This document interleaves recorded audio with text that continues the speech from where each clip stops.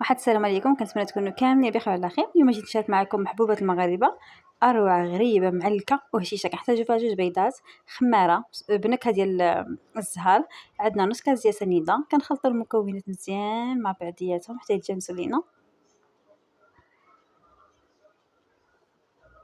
ايوا زدنا عليه نص كاس ديال الزيت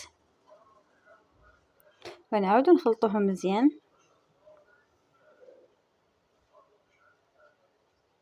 غادي نضيفو عليه كاس ديال الكوك. عندنا هنا الكوك ديالنا، الحبات ديالو غليظه، حاولوا الكوك يكون عندكم مزيت باش كتجي احسن.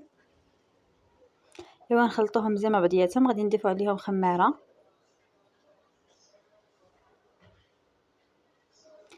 غنديرو جوج كيسان ديال الفينو ونبداو نخلطو مزيان حتى تجمع لينا. حاولوا انكم متكبوش جوج كيسان كاملين، كبوا كاس حد كاس باش ما تجيش لكم قاصحه. نتوما كتعجنوا كتزيدوا باش ما تجيكمش قاصحه.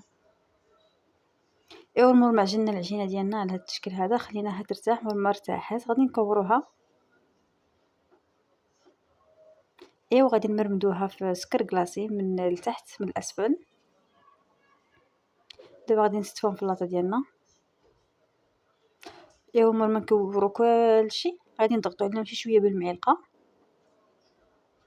غادي ندخلوهم الفرن ديالنا. غادي نشعلوهم الحراره غير من الفوق ماشي من التحت حتى يطيبوا لينا. عاد نخدموا عليه الثاني. ايوا جات الغريبه ديالنا على هذا الشكل هذا، جات مشقه، جات غزاله وكتشهي.